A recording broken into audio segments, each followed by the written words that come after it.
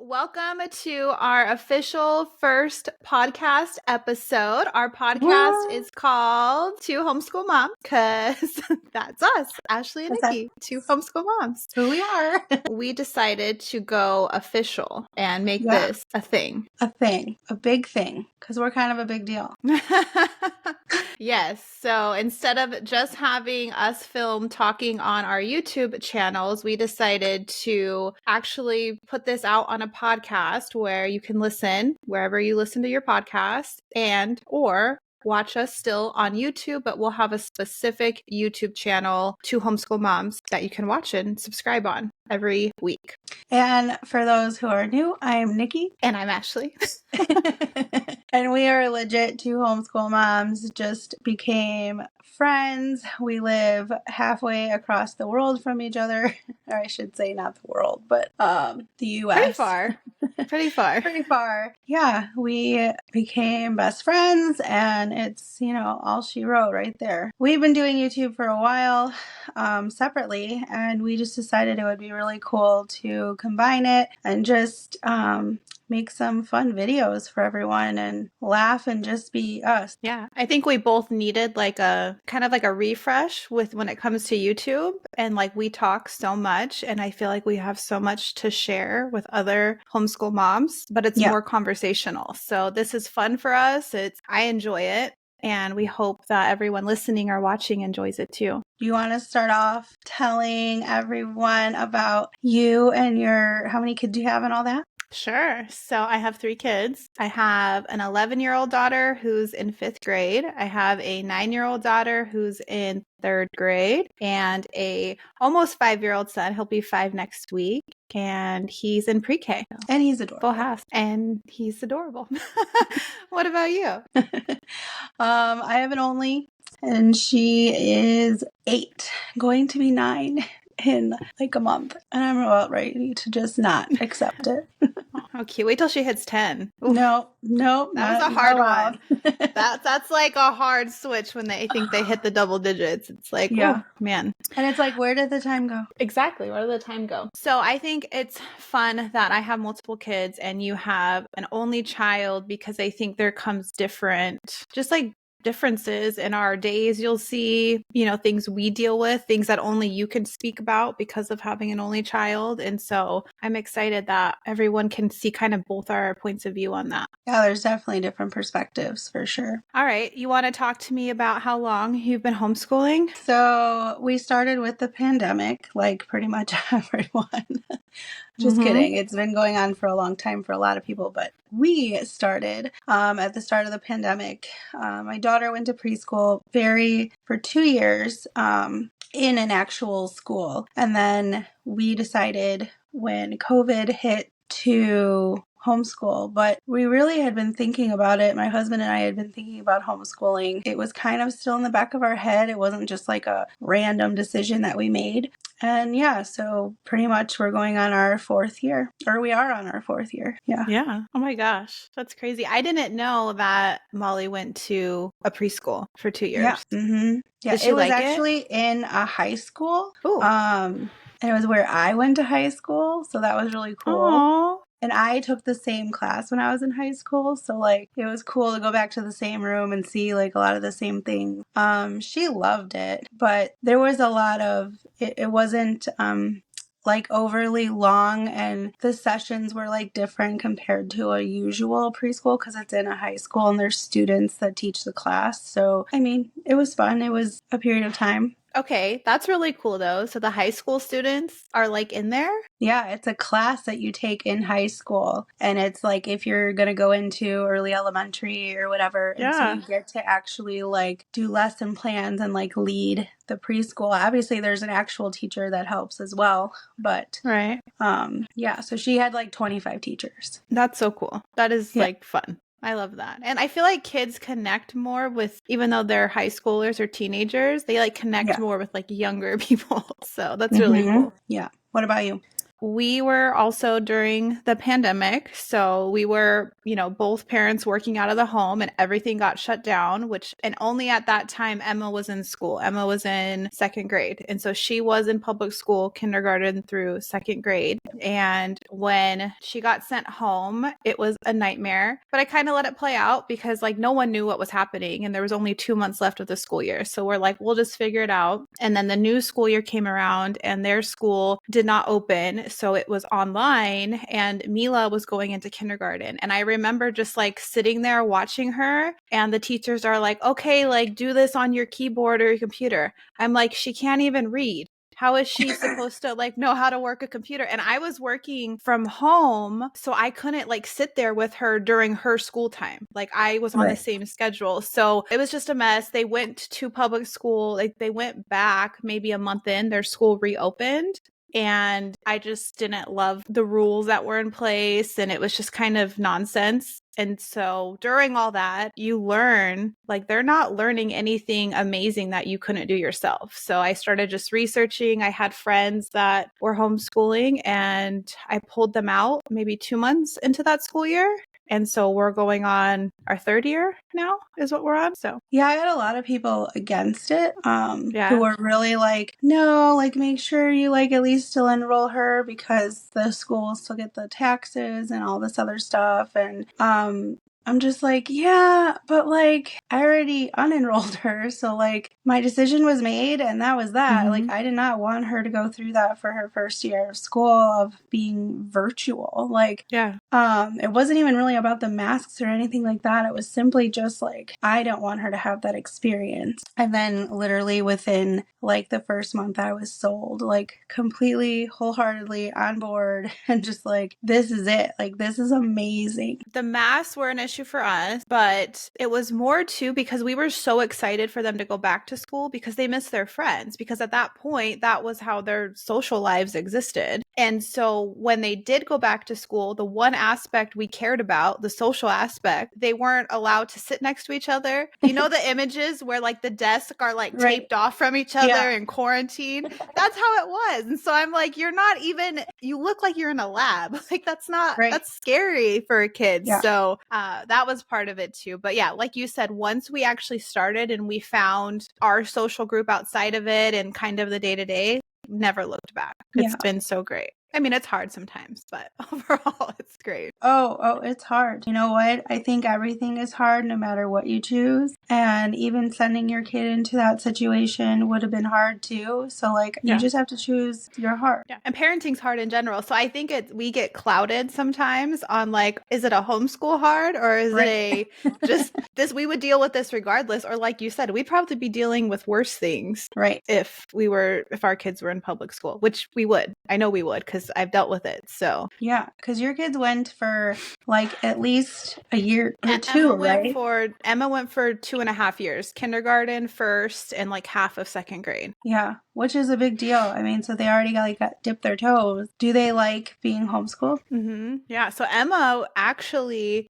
because it was more her, because she had more of a public school experience, I asked her, I was like, would you want to homeschool? And she was like, yes, take me out right now. Mila was so wanting a real school experience. And so she was just trying to like hold on to what she envisioned school being. Right. But she wasn't getting it. So finally I was like, okay, I think it's time. And so they were both on board. But Emma did have, I don't want to say bad habits, but just like tendencies we had to kind of work through. But then also she's very structured because of going to school. So I never had to like, I don't know, work on a schedule. Yeah. Like they just know what to expect, I guess, sitting down and doing schoolwork. Yeah. And like, I had to build that, but I felt because we started with kindergarten that it was easier because you didn't do school for that long at that time anyway. And so like we did school and we were done within a half an hour, if that, because it was so easy and you were just learning, the basics. So it kind of built her naturally over time to just know, okay, this is school time and this is when we're down here, we're sitting here, we're going to do our work and we're just going to get done with it and then we can go about our day. So I don't know that it would have been a struggle, but I guess it's just because that's how we started off. So yeah. That's my fear with Nico, because it's the unknown. Because I did have both the girls kind of get through that experience with him, and he does sit with us to do school. So like you said, I think he does just naturally understand what we're going to be doing. But it's also like, that's all on you.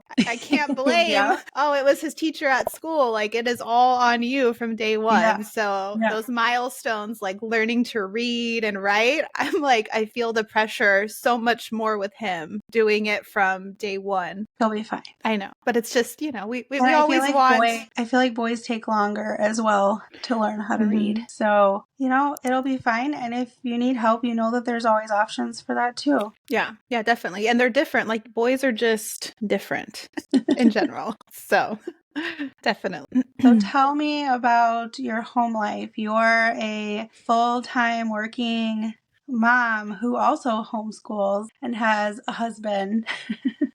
Yeah, so I'll start with my husband. So my husband's name is Nick, and we've been together for going on 14 years now, and we'll be married 11 years in December. A fun fact, we got married on December 21st of 2012, the day the world was supposed to end. We decided it like in a Denny's when we were dating one night, like randomly. We're like, oh, we should get married on this day. And so when we were engaged, we were so over like wedding planning and like our families that we just were like, you know what? Let's go elope on our original plan. And so that's what we did. Yeah. I quit smoking on that day. Don't ask me why, because I thought like the world was going to end. So I'm like, well, I might as well go into the next world knowing I'm not a smoker. See, I would have been the opposite. I would have been like, live it up. The world's ending. And like, it doesn't make sense to me now, but at the time it made total sense to me. But like, yeah, I don't know why. I think it's like the movie, everything that came out too. Like, I don't know. I wasn't like really thinking it was going to happen, but it was still like fun to like, I don't know. Yeah, to plan. That's so funny. I love that. Yeah. So anyways, we got married very young. So I was 20 when we got married, and we had just had Emma. Emma was only 2 months old when we got married. And so we've always both worked, and I've worked in the same industry pretty much since I can remember. Like my first official job, I work in banking and finance. And so during COVID, the company I was with started letting us work remotely. And that's when we started homeschooling. And I was like, I can do this. I can't do it out of the home. I did do it, but it didn't work as much as being remote did. So I found another job where I'm completely remote and I work better hours. I don't work as late in the evening as I used to. And so between all that, that's how it all worked out. I get questions all the time, how you do it. I don't know. I don't know how most moms do things. We just do it, and it somehow works. Well, you built your schedule around what was going to work for you guys. I mean, it'd be different if you worked till like 6 o'clock every night, or you were literally glued to your computer on phones all day long, and you couldn't like, you know, step in and help or be a mom at all during that time. Right. And that was the job I left. I was working probably like 70 hours a week. I was working till 6 or 7 every night, and I was like on call all the time. So when I got this new job, I was very open and honest with my boss, with my employer. Like, they know I homeschool, and I have I'll say freedom, because I'm not like an hourly employee. So it works itself out. But then I have really independent kids too. So my girls are pretty independent. And then even with Nico, I can school him for like, you know, his 20 minutes on my lunch break or when I'm done working for the day. That is, in a nutshell, who I am. What about you, Nickie? Tell me all about you and your husband. So my husband's Josh. We got married 12 years ago, but we've been together for going on 16 years. We didn't have a fun anniversary date by no means.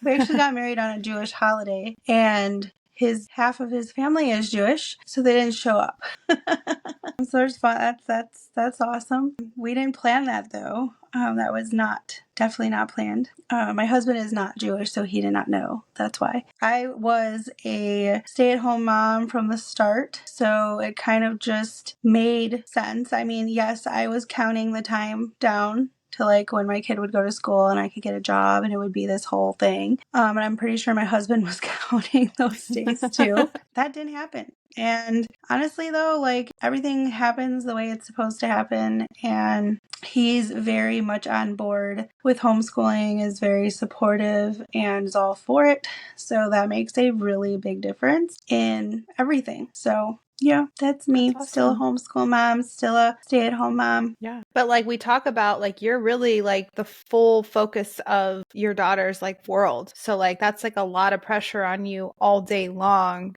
being mom, being her friend, being the teacher. It's a lot. Everything. And I feel like the more I talk about that on my YouTube channel, the more people comment and they're like, oh my gosh, I'm a mom to an only child. I totally get it. And it's rare, I feel like, to come across moms who are homeschool moms to only child because it's hard. It is so hard. You are with your child, your one child, all day, every day. And so like if they are not wildly independent at this point, it all falls on you. The art projects, they want to do it with somebody. They want to do everything with somebody. So I have had to really boundary up and be like, hey, I will do this or this activity with you today. And then you're on your own and you have to figure out what you're going to do to occupy yourself. And I don't think that's a bad thing. I think it's more of like she's going to eventually learn how to manage her own time. Because I had to. I was an only child. So I was the same. I didn't like to do anything by myself.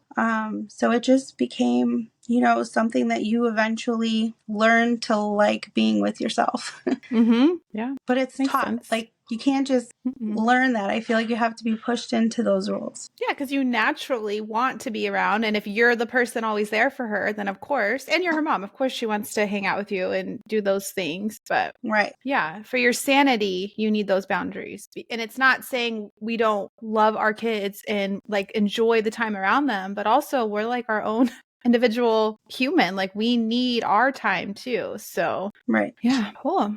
Well, you want to tell a story of how we became friends? Honestly, it's my favorite story because of the person that I am. Like now it's like funny to laugh about, but when looking back, oh man, I probably came off as like some like psycho. I think we need to go back and like see our original conversation. Sorry guys, I am still sick with bronchitis. I'm going on like week 4, so crazy. Here we are. But yes, so I can't, it was definitely on Instagram. I used to watch her YouTube videos, alright. I don't remember what video I came across first that I started watching you, but I'm like, oh, she's cool. Like I want to buy everything she shows me. And so like you mentioned something about follow you on Instagram. So I was like, well, I'm on there a lot more. So I went on Instagram and like I messaged you and like, I don't even know if you responded or not, but like, I'm the type of person where I'm like, like I'm just going to keep messaging her and something's going to click sometime, I'm just going to keep responding or replying to whatever I see on like her stories or like, and saying this out loud makes me sound like a freaking stalker, but I'm not. And this will not work for anyone else. So please do not send me a bunch of messages. I will not respond. Well, and then because I did YouTube as well, I think we connected by talking about YouTube and like, what we were putting on our channels, or I probably asked you a million things on how to do stuff because I hate research and I'd rather have a conversation about something than to research my brain out. So eventually you started talking to me and like and then it turned out that we were filming the same videos like all the time. Like we'd have the same topic videos coming out on like the same day or like within a day from each other, and it was like not planned at all. Right.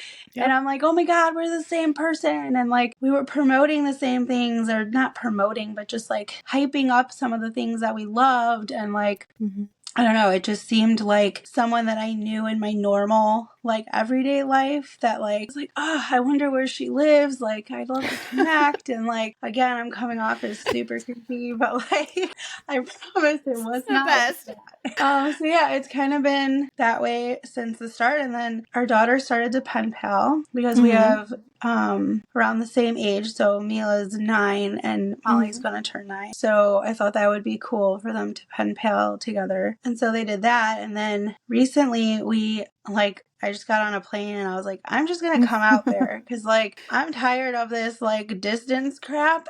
I'm like, I'm going to surprise Molly and we're going to come out there and they're going to meet and it's going to be the cutest thing ever. And it And was. it was. They hit It's it the off. best. And it was great and it was the best time. We went to Zion National Park and we did lots of things. It was just a really great time. And we all acted as if we've like known each other forever. It was just all very natural, like not creepy in any way. We both had creepy thoughts. I think we're like, I know you were like, what if like a man shows up at the airport or something to your husband, and my husband's like, you're gonna leave your child with them while you go out on like a girls' night? I'm like, yeah.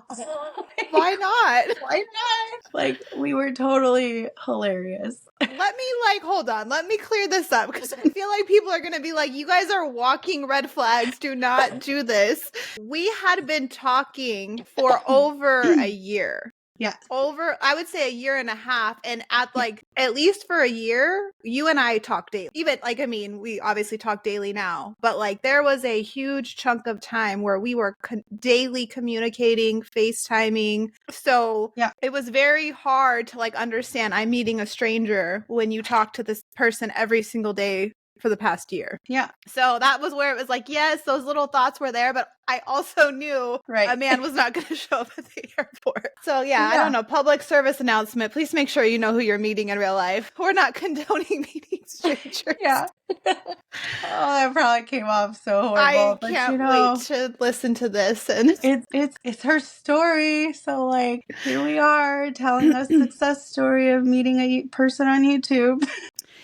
So with that, we obviously are best friends and have a lot of fun talking, hence why we're here talking to you guys, because you deserve to be a part of this funness. And I feel like we have, even though we're similar to like other homeschool moms, I almost feel like though, like we're more like in the middle. I feel like there's like a lot of extreme sides in homeschooling and we both kind of find ourselves in the middle, like when it comes to like religion or curriculum. And so I feel like we are going to like be able to connect with a lot of people. Yeah. So I'm excited for that. Yeah, I am too. I think it'll be fun to hear if we get like any comments and stuff, because we've already been getting comments on the few that we've done before we started this podcast, of all the people who think we're apparently hilarious and like how they relate to us. So like, I think we're just going to be like, that's what we put in our title. We are the raw and relatable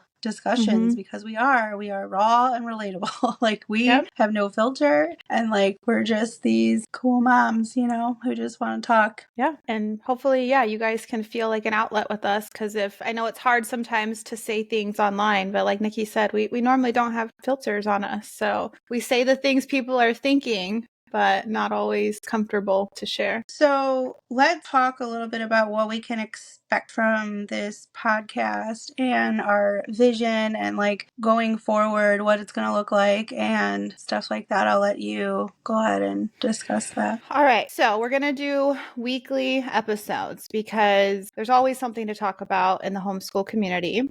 We are going to have at least a main homeschool topic for each episode. So there'll be like one thing specifically we're talking about. But just like this video, we're also going to just be talking about ourselves, if anything else is going on, current events, whatever we're feeling like. So it will be like you're calling your friend and having a chat, as well as providing some information on like, you know, stereotypes about homeschooling. Like how do we deal with maybe families that don't agree with homeschooling? So we're going to get into like those controversial. Yeah.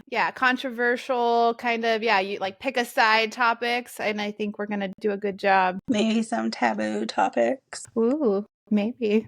We're good with that. But, just to like put out there too, like this is also on YouTube. So you can be hearing this from wherever you're hearing this, but this is going to be posted everywhere. So we have our YouTube channel and it's going to be on everywhere you can listen to a podcast. We would love feedback. If you have any topics you want us to discuss or questions, there will be an email listed as well. You can contact us from. And we'd love to just chat all the things. So be sure to not hesitate and let us know. And we are both on Instagram as well. So we'll have all of that stuff linked in all of our individual channels.